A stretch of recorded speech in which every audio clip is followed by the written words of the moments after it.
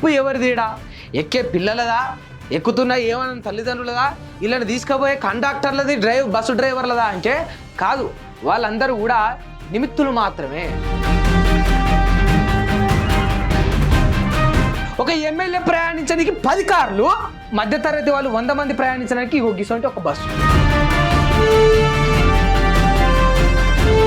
దీనికి నేను ఉచితంగా పెట్టినా, నేను ఫ్రీగా ఇస్తున్నా అని ఒక గొప్ప పేరు వాళ్ళకు. ఇక మీరు న్యాయం అన్యాయం గురించి మీరు చెప్పండి. కాంగ్రెస్ గవర్నమెంట్ తెలంగాణలో ఇక వచ్చిన తర్వాత టీఎస్ను టీజీ చేసింది. ఇక ప్రయాణించే బస్సులను ఇక మహిళలందరికీ కూడా ఉచితం చేసింది. ఇక అందులో వృద్ధులు ఉంటారు, మహిళలు ఉంటారు, స్త్రీలు ఉంటారు, చిన్న చిన్న అమ్మాయిలు ఉంటారు, స్టూడెంట్స్ ఉంటారు, అందరూ ఉంటారు. ఇక మొత్తం ఆడవాళ్ళందరికీ కూడా ఫ్రీ చేసేసింది. ఇది చేసిన తర్వాత ప్రభావం ఎట్లా చూపిందో అందరికీ తెలుసు. సరే, పలుమార్లు దీనిపైన రకరకాల చర్చలు వచ్చినప్పటికీ ఈ 2 వీడియోలు ఒకసారి చూసి ఇక మనం ముచ్చట్లోకి వెళ్ళిపోదాం. అరే బంధం ఎక్కినో లెక్కగా చక్కగా కాకిరి కుక్కలు ఉంటారు. అరే కింద పడి సత్త పిక్తారంటే కొంచెం కూడా 10 నిమిషాలు అయితే ఇంకో బస్సు వస్తుంది కదా. ఇక మంది ఎక్కువై ఈయన బాధ, ఇక 10 నిమిషాలు అయితే ఇంకో బస్సు వస్తుంది కదా అని ఈయన అంటుండు. 10 నిమిషాలు కదా, గంట అయినా బస్సు వస్తలేవు, వచ్చిన బస్సులు మాకు సరిపోతలేవు అని ప్రయాణికుల బాధ. ఉచితాలు పెట్టిరు కదా, ఒకసారి గిడ చూడరు.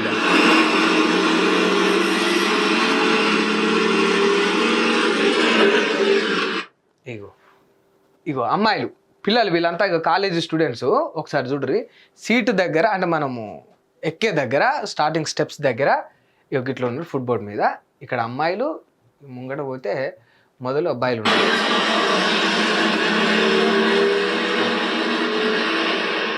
అది ఎన్నో కూడా, మళ్ళీ ఎన్నో కాదు, అది ఇక దిల్సుఖ్ నగర్ సెంటర్లో తిరిగే బస్సు అది.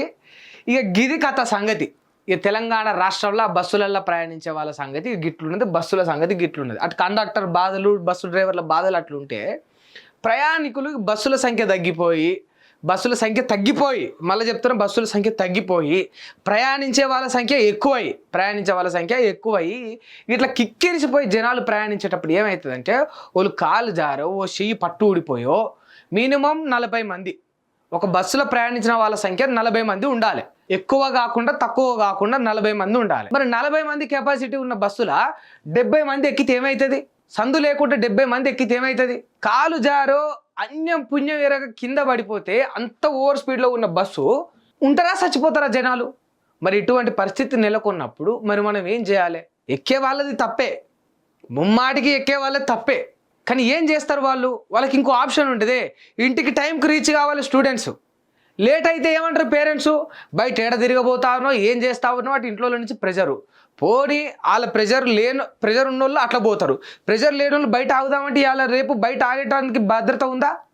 ఒక గంట లేట్ అయినా, అర్ధ గంట లేట్ అయినా, సాయంత్రం ఏమైనా సరే వెయిట్ చేద్దామనే పరిస్థితి ఇటు బయట ఉండదు. అటు పొద్దుగాల చూసుకుంటే మరి పొద్దుగాల ఏమవుతుంది ఆగనీకంటే, కాలేజీకో స్కూల్కో లేటు పోతే అక్కడ టీచర్స్ ఊకుంటారా? వీళ్ళందరూ పిల్లలు బయట ఆగే పరిస్థితి ఉండదు. ఈ ఏదో వచ్చిన బస్సులు గుమిగూడి అందరు ఒకరి మీద ఒకరు పడి ఎక్కి అట్లా కొనాలకు నిలబట్టి కాలు జారి పడితే చచ్చిపోయే పరిస్థితి ఉంటుంది. మరి మనము తప్పు ఎవరిదిడా? ఎక్కే పిల్లలదా, ఎక్కుతున్న ఏమన్నా తల్లిదండ్రులదా, వీళ్ళని తీసుకుపోయే కండక్టర్లది, బస్సు డ్రైవర్లదా అంటే కాదు, వాళ్ళందరూ కూడా నిమిత్తులు మాత్రమే. వాళ్ళ జీవనం కొనసాగిస్తున్నారు అంతే. విద్యార్థులు ఆధారపడరు నీ బస్సు పైన ఆధారపడరు. వాళ్ళు మధ్యతరగతి కుటుంబాలకు చెందిన విద్యార్థులు ఈ గవర్నమెంట్ బస్సుల పైన ఆధారపడ్డ వాళ్ళకి ఇంకో ఆప్షన్ లేదు. ఈ డ్రైవర్లు, కండక్టర్లు అంటవా, వాళ్ళు జాబ్ చేసుకునేటోళ్ళు, పొట్టకూటి కోసం, బతుకు తెరువు కోసం ఏదో గవర్నమెంట్ జాబ్ అన్న పేరే తప్ప ఇక అంతకంటే కష్టం ఇంకోరికి ఉండదు. ఇక వాళ్ళ బాధలు అవి. ఇట్లా పెట్టి ఇక నువ్వు బస్సును ఉచితం పెట్టినప్పుడు ఇక తప్పు ఎవరిది అవుతుంది? తప్పు ముమ్మాటికి గవర్నమెంట్దే అవుతుంది. చాలామంది అంటారు ఉచితం ఇచ్చుడే ఎక్కువ, ఫ్రీగా పెట్టుడే ఎక్కువ, ఇంకా గవర్నమెంట్ తప్పు అంటే ఏంది తమ్మి, ఇది నీకన్నా న్యాయమా అంటే, ఇక న్యాయము అన్యాయం ఏందో మీరే చెప్పుండ్రి. ఒక ఉదాహరణ చెప్తా. నేను ఒక దావత్ చేస్తూ ఉన్నా, ఒక ఫంక్షన్ చేస్తూ ఉన్నా. నా చుట్టాల సంఖ్య 100 మంది.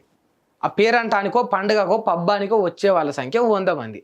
100 మంది వస్తారని తెలుసు, 100 మంది నా చుట్టాలు ఉన్నారని తెలుసు, వచ్చిన 100 మంది కడుపు నిండా పోతారని తెలుసు, ఉచితంగానే నేను భోజనాలు పెడతానని వాళ్ళకు కూడా తెలుసు.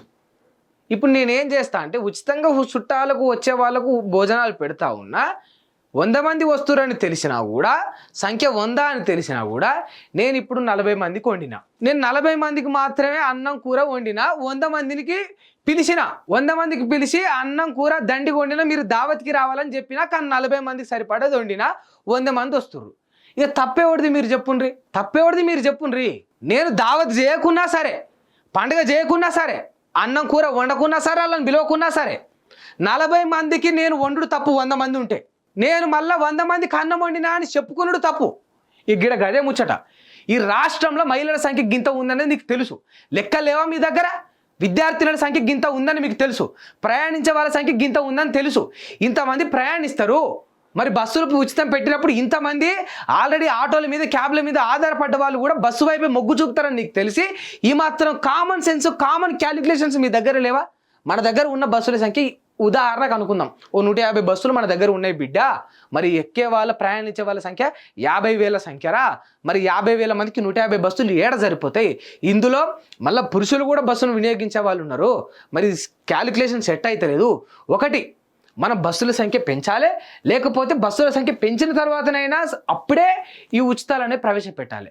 నువ్వు ఏమీ చేయకుండా వచ్చే రాగటనే ఒక సంతకం పెట్టేసి బస్సులు ఉచితం పెట్టడం వల్ల నష్టం ఎవరు జరిగిందంటే వీళ్ళకి జరిగింది.